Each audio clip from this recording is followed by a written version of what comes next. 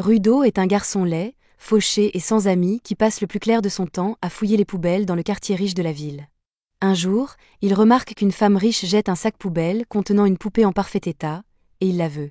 Il se rend donc au site de collecte des déchets et se faufile dans l'une des salles des poubelles afin de commencer à chercher des objets de valeur.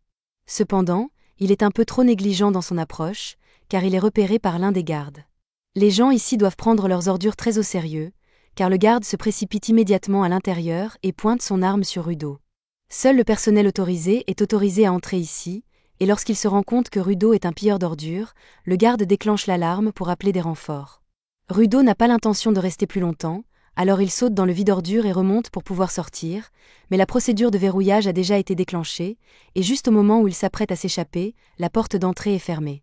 Les gardes finissent par rattraper Rudo, et dès qu'ils ont une vue dégagée, ils ouvrent le feu sans hésiter, tout cela parce qu'ils ne veulent pas qu'il fouille dans leurs poubelles. Alors que les balles se dirigent droit vers Rudo, il se concentre et se met à bouger si vite qu'il parvient à esquiver les balles tirées à bout portant. Mais n'oubliez pas que les gardes ne savaient pas qu'il pouvait se déplacer assez vite pour esquiver les balles, ils voulaient donc vraiment le tuer pour des ordures.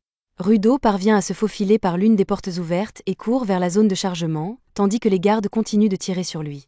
À un moment donné, il est effleuré au bras par une balle, mais il parvient tout de même à franchir le mur pour s'échapper du centre de collecte des ordures.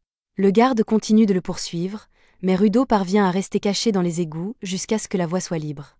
Mais il ne comprend pas pourquoi ils sont prêts à aller si loin pour l'empêcher de fouiller dans les ordures alors qu'il ne fait de mal à personne. Le matin vient, et tous les habitants de la ville ont entendu parler du récent raid sur les poubelles. Ils sont horrifiés à l'idée que les membres de la tribu, sales et répugnants, fouillent dans les déchets qu'ils ont jetés. Dans cette ville, la population est divisée en deux groupes, les citadins, qui vivent dans la partie propre et immaculée de la ville, et les membres de la tribu, qui vivent dans la partie sordide de la ville. La nouvelle du pillage des poubelles fait également beaucoup parler ici, mais tout le monde dans cette partie de la ville sait déjà que Rudo doit être derrière tout ça, principalement parce qu'il est en train de réparer tous les déchets qu'il a ramassés la nuit dernière. Quelques instants plus tard, Rudo est confronté à son ami Chiwa, qui lui crie dessus pour être retourné fouiller les poubelles. Les citadins sont très stricts en matière de gestion des déchets, et on ne sait pas ce qu'il ferait à Rudo s'il le surprenait en flagrant délit. Rudo comprend que ce qu'il a fait était risqué, mais il trouve injuste que les riches jettent toujours des objets qui sont encore parfaitement utilisables. De plus, la vente des objets réparés l'aide à couvrir ses frais de subsistance ici. Ainsi, lorsqu'un groupe de garçons arrive, ils se mettent immédiatement à insulter Rudo sans raison. Ils disent à Chiwa qu'elle ne devrait pas passer autant de temps avec un loser comme lui, et Rudo fait de son mieux pour rester calme, mais il continue à le pousser à bout. L'un d'eux renverse même la lanterne que Rudo était en train de réparer et lui dit que personne n'achètera jamais quelque chose qui a été touché par les mains sales de Rudo. Après tout, ils disent qu'il est le fils d'un meurtrier fou. Rudo essaie d'ignorer leurs insultes depuis un moment, mais cette dernière remarque sur son père l'a vraiment touché. Les garçons continuent de parler et expliquent que ces bidonvilles ont été créés à l'origine pour servir de prison aux criminels, et que maintenant, en tant qu'enfants de ces criminels, ils doivent tous se comporter de leur mieux dans l'espoir de se racheter et d'être autorisés à rejoindre la ville, mais que des gens comme le père de Rudo ont tout gâché pour tout le monde en se livrant à une série de meurtres. Le garçon a dit beaucoup de choses déplacées pour quelqu'un qui se trouve à portée de coups de pied, et cette dernière remarque a officiellement dépassé les bornes, alors Rudo le fixe d'un regard qui signifie qu'il est sur le point de s'en prendre à lui. Le regard animé de haine de Rudo les effraie tellement qu'ils se rendent compte qu'il serait malvenu de continuer à le provoquer, alors ils s'éloignent lentement. Une fois qu'ils sont partis, Rudo va silencieusement ramasser la lanterne qu'ils ont renversée, car il a l'habitude d'être ridiculisé sans raison, mais à sa grande surprise, Chiwa est toujours à ses côtés. Elle lui dit même qu'elle pense qu'il est quelqu'un de bien, et c'est la chose la plus gentille que quelqu'un lui ait jamais dite, alors il ne sait pas comment réagir. À ce moment-là, elle remarque le jouet que Rudo a réparé et elle l'adore. Elle est impressionnée que Rudo ait pu trouver quelque chose d'aussi mignon dans les poubelles et le réparer. La raison pour laquelle Rudo a récupéré la poupée était pour l'offrir à Chiwa, il est donc heureux d'apprendre qu'elle l'aime. Mais avant qu'il ait pu lui expliquer qu'il s'agissait d'un cadeau, la mère de Chiwa arrive et lui dit qu'il est temps de rentrer à la maison. Chiwa se lève et dit au revoir à Rudo avant de rentrer chez elle avec sa mère, et Rudo est déçu d'avoir raté l'occasion de lui avouer ses sentiments. Après cela, Rudo rentre chez lui aussi, mais dès qu'il entre, il trouve Recto debout devant lui, un large sourire aux lèvres. Il espionnait Rudo un peu plus tôt, alors il le regarde droit dans les yeux et répète mot pour mot la déclaration d'amour ratée de Rudo. Rudo est déconcerté et crie que ce n'est pas cool d'espionner ses moments privés, mais cela mis à part, Recto veut parler de cette petite virée à la décharge que Rudo a faite la nuit dernière. Recto admet qu'ils sont pauvres, mais pas au point que Rudo ait besoin de risquer sa vie pour chercher des déchets de valeur. Rudo insiste sur le fait que ce n'est pas si risqué, car il ne s'est jamais fait prendre auparavant, mais Recto lui fait remarquer qu'il a été repéré la nuit dernière et qu'il a failli se faire capturer. Recto comprend que Rudo essaie seulement de le remercier pour tout ce qu'il a fait pour lui, car ils ne sont pas liés par le sang, mais pour Recto, Rudo est son fils, donc il n'a pas besoin de le remercier pour quoi que ce soit. Recto a trouvé Rudo abandonné quand il était bébé et l'a recueilli comme son propre enfant, et il a toujours su que Recto le considérait comme un membre de sa famille, donc il ne se sent pas coupable ou quoi que ce soit. Il voulait simplement lui montrer un peu de respect en l'aidant un peu, comme un membre de sa famille. À ce moment-là, Recto remarque la blessure sur le bras de Rudo et lui demande s'il s'est fait tirer dessus hier. Rudo essaie de nier, mais il est évident que son bras est blessé, alors Recto lui dit de retrousser sa manche pour qu'il puisse le soigner. Et tant qu'il y est, il dit qu'il va changer les bandages sur le bras de Rudo. Une fois qu'il a fini de soigner la blessure de Rudo, il lui rappelle de rester loin de la décharge à l'avenir, car la prochaine fois, il pourrait ne pas avoir la chance de s'en sortir avec des blessures légères. Rudo assure à Recto qu'il va vraiment bien, car comparé aux blessures que son père biologique lui a infligées, une petite égratignure sur l'épaule n'est pas grave. L'ambiance change dès que Rudo mentionne son père, car ce n'est pas un sujet agréable à aborder. Dans cette ville, les crimes graves sont punis d'une peine de mort immédiate, et les coupables sont jetés dans la fosse sans hésitation. Le père de Rudo a été jeté dans la fosse pour les crimes qu'il a commis, et Recto ne veut pas que la même chose arrive à Rudo, alors il lui demande d'être plus prudent à l'avenir. Les mains de Rudo sont noires depuis aussi longtemps qu'il se souvienne, et comme si cela ne suffisait pas, il souffre parfois de douleurs atroces. Les gens l'ont toujours regardé avec mépris en voyant sa blessure, mais Recto était différent. Il a donné à Rudo une paire de gants qui l'aidait à gérer la douleur qu'il ressentait, et Rudo les a toujours chéris depuis. Tout cela mis à part, Recto dit à Rudo qu'il ferait mieux de faire bientôt une déclaration à Chiwa, sinon quelqu'un d'autre pourrait la conquérir avant qu'il n'ait l'occasion de lui avouer ses sentiments, mais Rudo n'a vraiment pas envie de parler de ça pour le moment. Pendant que Recto et Rudo se disputent à l'intérieur, un mystérieux homme masqué se tient dehors et regarde leur maison d'un air sinistre. Le lendemain matin, Rudo essaie d'apprendre à sourire, car Recto lui a dit que cela le rendrait plus accessible. Mais après s'être entraîné pendant quelques minutes, Rudo se rend compte qu'il est tout simplement laid, et qu'aucun sourire ne pourra y changer quoi que ce soit. Cependant, il veut toujours offrir la poupée à Chiwa, alors il décide de se rendre chez elle. En chemin, il pense à la fosse et au fait qu'elle est considérée comme un immense dépotoir, au sens propre comme au figuré. Tous les déchets de la ville y sont jetés, et toute personne prise en flagrant délit de crime et jugée inutile à la société y finit également. Des exécutions publiques y sont assez souvent organisées, mais Rudo s'est toujours demandé ce qui se passait réellement lorsqu'une personne y était envoyée. À ce moment-là, Chiwa arrive et trouve horrible que des gens soient jetés dans la fosse tout le temps. D'après ce qu'elle a entendu, les bidonvilles ont été construits à la périphérie de la ville spécialement pour rappeler à tous les membres de la tribu que s'ils dépassent les limites, ils seront jetés dans la fosse sans hésitation. Tous ceux qui vivent ici n'ont d'autre choix que de regarder de plus en plus de gens être jetés là-dedans, mais Chiwa ne veut vraiment pas que cela lui arrive. Elle comprend qu'il n'approuve pas la façon dont les riches gaspillent des choses parfaitement utilisables, mais s'il continue à se mettre en danger comme ça, ce n'est qu'une question de temps avant qu'il se fasse prendre. Rudo rit un peu, car Recto lui a dit la même chose hier soir, et Chiwa, c'est probablement parce que Recto aime Rudo autant qu'elle. Rudo continue de rire pendant une seconde, mais il réalise alors que Chiwa vient de lui dire qu'elle l'aime. Dès que Chiwa se rend compte de ce qu'elle vient de dire, elle s'agite et commence à expliquer qu'elle ne voulait pas dire ça de manière bizarre. C'est la meilleure chance que Rudo aura jamais, alors il tend la poupée à Chiwa et lui dit qu'il l'a achetée pour elle parce qu'il pensait qu'elle pourrait l'aimer. Elle est ravie de ce cadeau attentionné et dit à Rudo qu'elle le chérira pour toujours, mais cela s'est passé bien mieux que Rudo ne l'avait prévu, alors il ne sait pas trop comment réagir. Il décide finalement de s'enfuir avant que son visage laid ne fasse changer Chiwa d'avis, et maintenant qu'il a enfin fait des progrès, il veut rentrer chez lui et tout raconter à Recto. Cependant, alors qu'il court au coin de la rue, il heurte accidentellement un groupe de gardes de la ville intérieure, qui ne remarquent même pas son existence et le dépassent comme s'il était un déchet. La présence d'apôtres dans les bidonvilles n'est jamais bon signe, mais pour l'instant, Rudo s'en moque complètement, car il a besoin d'aller se vanter auprès de Recto de sa vie amoureuse. Il finit par rentrer chez lui, mais dès qu'il ouvre la porte, il découvre avec horreur l'homme masqué avec une épée plantée dans la poitrine de Recto. L'homme masqué s'arrête un instant, surpris par l'apparition soudaine de Rudo, mais il reprend ensuite ce qu'il était en train de faire et enfonce l'épée plus profondément dans la poitrine de Recto. Rudo refuse de laisser Recto mourir devant lui, alors il essaie de repousser l'homme masqué, mais en moins d'une seconde, il se retrouve plaqué contre le mur et à peine capable de bouger. Il a été tellement battu qu'il ne se souvient même pas comment cela s'est passé, et l'homme masqué ne considère même pas Rudo comme une menace. Il est presque certain que Recto ne survivra pas, alors l'homme masqué se lève lentement et commence à sortir. Rudo ne veut pas le laisser s'enfuir, alors il crie au meurtrier de s'arrêter, mais cela ne fonctionne pas, alors il essaie de rassembler autant de force que possible pour pouvoir le poursuivre. Cependant, il entend soudain Recto essayer de parler, et aider Recto est plus important que se venger pour le moment, alors Rudo se précipite à ses côtés. Il essaie de rassurer Recto en lui disant qu'il va chercher de l'aide, mais il n'y a pas grand-chose à faire quand on a une épée plantée dans la poitrine, alors Recto attrape sa chemise et lui dit de partir d'ici aussi vite que possible. Rudo ne comprend pas pourquoi Recto lui dit cela, mais un instant plus tard, il est touché dans le dos par un tasé et plaqué au sol par les gardes de la ville. Il l'accuse d'avoir assassiné Recto, et malgré tous les efforts de Rudo pour expliquer qu'il n'est pas responsable, il refuse de l'écouter, et l'un d'eux va même jusqu'à le frapper jusqu'à ce qu'il perde connaissance. Lorsque Rudo se réveille, il se retrouve attaché au billot, suspendu au-dessus de la fosse, tandis qu'un apôtre le condamne pour un crime qu'il n'a pas commis. Les habitants des bidonvilles n'aimaient déjà pas Rudo, et beaucoup d'entre eux ne s'opposent pas à son exécution. Rudo se demande comment les choses ont pu en arriver là. Il n'a rien fait de mal, et pourtant, des dizaines de personnes réclament son exécution.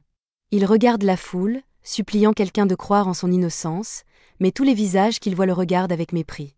Il aperçoit alors Chiwa, qui est peut-être la seule à croire en son innocence, et il essaie de l'appeler pour lui expliquer qu'il n'est pas celui qui a tué Recto. Il lui demande de l'aider à trouver le véritable meurtrier afin qu'il puisse prouver son innocence, mais Chiwa l'interrompt et lui dit qu'elle a été idiote de croire qu'un homme comme Rudo pouvait être autre chose qu'un sale meurtrier, et qu'elle ne veut plus jamais avoir affaire à lui. Alors que Rudo regarde Chiwa s'éloigner, il réalise qu'il est désormais vraiment seul. Mais alors qu'il est sur le point d'être abandonné, il aperçoit un visage familier dans la foule, celui de l'homme qui a tué Recto. À cet instant, il se jure de tuer cet homme, ainsi que tous ceux qui lui ont tourné le dos. Lorsque Rudo rouvre les yeux, il se retrouve allongé dans un tas d'ordures et empeste manifestement, mais il est plus surpris d'être encore en vie ici, car il pensait que la fosse était censée être une condamnation à mort. Il lève les yeux et voit à perte de vue de vastes étendues de terre désolée, mais il entend alors un grondement sourd derrière lui. Quand il se retourne et voit le monstre géant des ordures qui le fixe du regard, il réalise que ce n'est pas une fosse ordinaire, mais l'enfer. Rudo se met à courir pour sauver sa vie, mais le monstre de déchets appelle des renforts, et en quelques instants, il est encerclé par 2 autres monstres. Il a encore du mal à croire ce qu'il voit, car depuis quand des tas de déchets géants peuvent-ils prendre vie et vous attaquer ? Cependant, la situation est bien réelle, et le crâne humain qu'il trouve par terre lui montre exactement ce qui va lui arriver s'il n'agit pas rapidement. À ce moment-là, le tas d'ordures sous les pieds de Rudo s'effondre, et il tombe à un niveau inférieur, ce qui lui fait très mal. Il a le souffle coupé lorsqu'il touche le sol, mais l'air ici sent pire qu'un sac de sport moisi, et il peut à peine respirer. Il se rend compte qu'il doit trouver un endroit où se cacher avant que les monstres ne l'atteignent, mais après avoir regardé autour de lui, il ne voit littéralement rien d'autre que des ordures, et il n'y a donc aucun endroit sûr. Rudo commence à perdre espoir, et pense qu'il va finir par mourir quoi qu'il fasse. Mais il se souvient alors de ce que Recto lui a dit avant de mourir, et Rudo refuse de mourir avant d'avoir fait payer à tous ceux qui l'ont méprisé comme un déchet, aux lâches qui l'ont regardé être jeté dans la fosse, et surtout au salaud qui a tué Recto de sang-froid. L'un des monstres poubelles tente d'attaquer Rudo par surprise pendant qu'il est en plein monologue, mais celui-ci est tellement rempli de rage qu'il lui fracasse le crâne avec un tuyau métallique. Pendant ce temps, sur un tas d'ordures voisin, un homme aperçoit Rudo de l'autre côté du champ d'ordures et s'intéresse à lui. Rudo fait de son mieux pour riposter contre les monstres, mais son tuyau métallique ne cause pas beaucoup de dégâts à leur corps de déchets, alors il est repoussé et rebondit plusieurs fois sur le sol. Finalement, il met la main sur un panneau stop cassé, qu'il lance sur le monstre poubelle, et il parvient à lui causer des dégâts importants. Mais avec tout l'air toxique qui règne ici, Rudo ne peut pas continuer à se battre comme ça indéfiniment. Les 2 monstres poubelles voient que Rudo a du mal à se relever, alors ils décident tous les 2 de charger en même temps. Cependant, juste avant qu'ils ne puissent le frapper, Rudo attrape un morceau de tôle, et avec celui-ci, il coupe l'un des monstres poubelles en 2, provoquant une énorme explosion de déchets. Rudo est soulagé d'avoir réussi à vaincre le monstre poubelle, mais malheureusement, ce n'est pas encore fini. Un autre monstre poubelle apparaît juste devant lui, et celui-ci est beaucoup plus grand que les autres, alors Rudo n'a d'autre choix que de courir pour sauver sa vie. Le monstre s'écrase au sol, et Rudo est projeté en l'air avant d'atterrir juste devant l'homme qui l'observait. Il est déconcerté lorsqu'il voit l'homme pour la première fois, mais il ne parvient toujours pas à respirer correctement à cause de l'odeur nauséabonde qui flotte dans l'air. L'homme le soulève alors, le projette sans raison à travers la pièce, puis lui enfile un masque à gaz sur le visage. Au début, Rudo est furieux, mais il se rend compte qu'il peut enfin respirer et qu'il devrait donc être reconnaissant. Il se tourne vers l'homme et le remercie pour son aide, mais il a quelques questions à propos de cet endroit, comme où il se trouve, ce que sont ces monstres et si tous les autres endroits sont comme celui-ci. Toutes ces questions sont très pertinentes, mais l'homme mystérieux dit simplement à Rudo de se taire et de rester tranquille. Rudo ne comprend pas pourquoi l'homme ne veut pas répondre à ses questions, alors il se met à crier qu'il a besoin de réponses.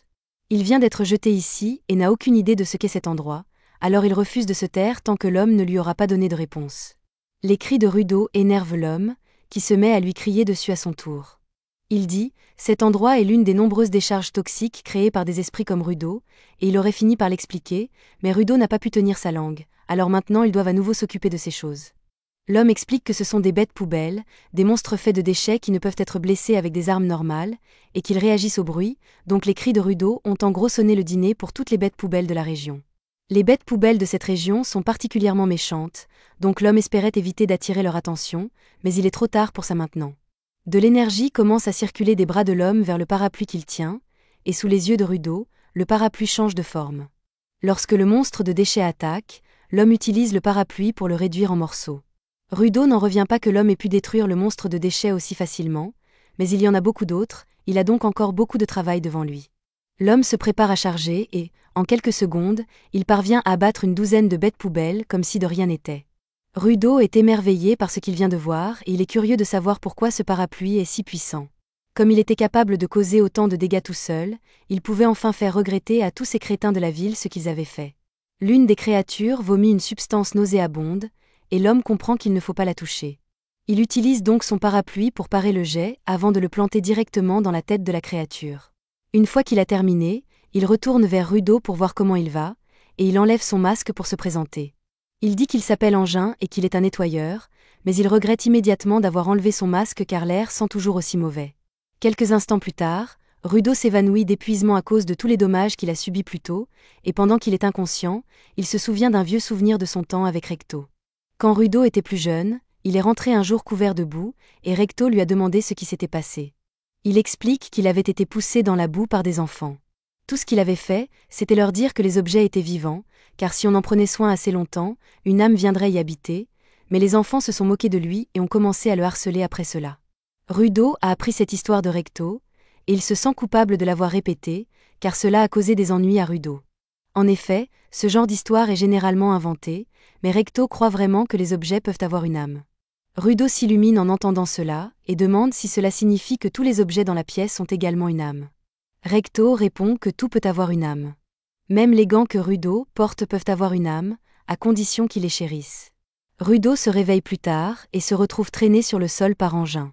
Il se met à crier, exigeant de savoir pourquoi Engin l'a enchaîné, alors Engin rappelle à Rudo qu'il est encore un parfait inconnu et qu'il est hors de question qu'Engin ramène un inconnu à la base sans prendre certaines précautions au préalable.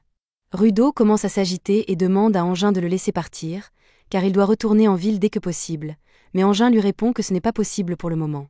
L'endroit que Rudo appelle la ville s'appelle ici la sphère, et comme elle se déplace beaucoup dans le ciel, il est difficile de savoir où elle se trouve exactement. Il y a aussi le fait que Rudo ne sait pas voler, donc il ne pourrait jamais remonter là-haut. Il y a d'autres facteurs également, mais le fait est que pour l'instant, Rudo est coincé ici, donc il devrait simplement se taire et faire avec. Cependant, Rudo refuse d'abandonner, car rien ne l'empêchera de se venger de ces salauds dans la sphère. Plus tôt, Engin a dit que Rudo était coincé pour l'instant, ce qui signifie qu'il doit y avoir un moyen de remonter à la sphère après tout, et Rudo veut savoir lequel. Il demande à Engin de lui dire tout ce qu'il y a à savoir sur cet endroit et comment le quitter, car il ne se taira pas tant qu'Engin ne lui aura pas tout expliqué. Engin en a assez des cris incessants de Rudo, alors il lui dit que s'il est si désespéré de savoir à quoi ressemble la surface, il va lui donner une leçon de première main. Engin continue de traîner Rudo, jusqu'à ce qu'ils arrivent finalement à une vieille station-service avec 2 camions devant. Engin dépose alors Rudo et lui souhaite bonne chance avant de le laisser se débrouiller seul. À ce moment-là, Rudo aperçoit 5 hommes qui le regardent, tous semblant étonnés de le voir. Il trouve les vêtements de Rudo étranges et commence à spéculer qu'il pourrait être un sphérite, mais pour en être sûr, il demande à Rudo d'où il vient. Rudo leur dit qu'il est tombé de l'endroit qu'ils appellent la sphère, et dès qu'il dit cela, tous les hommes enlèvent leurs masques, surpris, car ils n'ont jamais vu de sphéricien vivant auparavant. Ils ont encore du mal à croire qu'un sphéricien ait pu survivre à une telle chute, mais à en juger par l'expression du visage de Rudo, il doit dire la vérité. Rudo n'apprécie pas que des inconnus touchent son visage, alors il se recule, et les hommes s'excusent d'avoir été impolis, mais ils ne voient pas souvent des gens comme Rudo, alors ils se sont un peu excités. Quoi qu'il en soit, le chef voit bien que Rudo doit être mal à l'aise avec ses chaînes, alors il lui propose de les changer, et Rudo trouve qu'il est plutôt sympa, mais malheureusement, les choses ne se terminent pas comme Rudo l'avait imaginé. Ils se retrouvent enchaînés à l'arrière de leur camion, et les hommes se moquent de Rudo, lui disant qu'il a été stupide de leur faire confiance alors qu'il ne sait pas qui ils sont. Alors que les chaînes sont resserrées, le chef rappelle aux autres de faire attention à lui, car il ne voudrait pas endommager leur dernier produit. Les sphérites se vendent à prix d'or dans la région, mais ce sont surtout les corps qui sont vendus, les yeux, les doigts et même les vêtements des sphérites atteignent des prix élevés, mais le chef n'aurait jamais imaginé trouver un sphérite vivant. Il suppose que Rudo doit se demander pourquoi les gens sont prêts à payer autant pour des sphérites. Alors il lui explique que c'est parce que tous les habitants de la surface méprisent les sphérites. Tout ce qu'ils font, c'est déverser leurs déchets sur les gens d'ici, et ceux-ci s'accumulent jusqu'à empoisonner l'air. Cela crée même des monstres ici, donc les sphérites massacrent pratiquement les habitants de la surface avec tous les déchets qu'ils déversent ici. Donc, une fois que les gens d'ici découvriront que Rudo est l'un des sphérites, cela ne sera pas bon pour lui. Il pourrait être torturé, mis en pièces, ou peut-être que quelqu'un sortira même l'huile pour bébé, mais le chef se fiche de ce qui arrivera à Rudo, car il va gagner beaucoup d'argent en le vendant au plus offrant. Mais avant cela, il veut prendre sa revanche, alors il commence à enfoncer des déchets dans la bouche de Rudo. Il pense que Rudo a dû mener une vie protégée dans la sphère, et que le fait de le forcer à manger des déchets devrait briser son moral. Mais alors qu'il enfonce un déchet dans la gorge de Rudo, celui-ci lui mord les doigts et lui arrache la chair jusqu'à l'os. Le chef recule sous l'effet de la douleur, mais Rudo continue de mâcher la chair et l'avale même. Dans les bidonvilles, Rudo était obligé de manger des ordures comme celle-ci tout le temps, donc rien n'a changé pour lui. Même la discrimination est la même ici, car peu importe où Rudo va, les gens trouveront toujours une raison de le traiter comme un déchet, et il en a assez. Il se libère de ses chaînes, à présent, Rudo a perdu tout sens commun, la seule chose qui occupe son esprit est le meurtre. Engin a observé toute la scène depuis une falaise voisine et il est impressionné par ce dont Rudo est capable. Rudo se souvient de ce que Recto lui a dit. Prendre soin de quelque chose assez longtemps lui donnera une âme. Lorsque Rudo attrape la chaîne qui flotte devant lui, celle-ci commence à briller d'une lumière rouge, choquant les charognards. À la surface, il existe des personnes spéciales comme Engin qui sont capables de donner vie à des objets pour en tirer toute leur puissance, et Rudo est l'une d'entre elles. La chaîne qu'il tient se transforme, ce qui rend les autres charognards prudents à l'idée de l'attaquer, mais leur chef leur rappelle que même si Rudo est un donneur, tant qu'ils lui prendront cette chaîne, il ne pourra plus utiliser ses pouvoirs. Les charognards parviennent à faire tomber la chaîne des mains de Rudo, mais cela ne l'arrête pas, car Rudo attrape simplement un pneu à proximité et l'utilise pour les tabasser tous. Le dernier qui reste est le chef, et comme il ne peut rien faire pour arrêter Rudo, il se met à l'insulter sans cesse, mais cela ne fait que le rendre encore plus furieux. Rudo est sur le point de l'achever sur place, mais à la dernière seconde, Engin intervient et l'arrête. Rudo finit par reprendre ses esprits, et le pneu qu'il utilisait se désagrège en poussière quelques instants plus tard. Rudo n'a aucune idée de ce qui vient de se passer ni de comment il a fait tout cela, mais il a le sentiment que cela a quelque chose à voir avec ses gants. Engin s'excuse d'avoir abandonné Rudo ici, mais il devait voir de quoi Rudo était capable, et maintenant qu'il sait que Rudo est un donneur, il veut lui proposer un marché. Il dira à Rudo tout ce qu'il veut savoir, et en échange, Rudo devra venir travailler avec lui et le reste des cleaners. Mais après tout ce qui s'est passé, Rudo ne fait plus confiance aux gens, alors il répond à Engin, non. C'était la fin de l'épisode 2.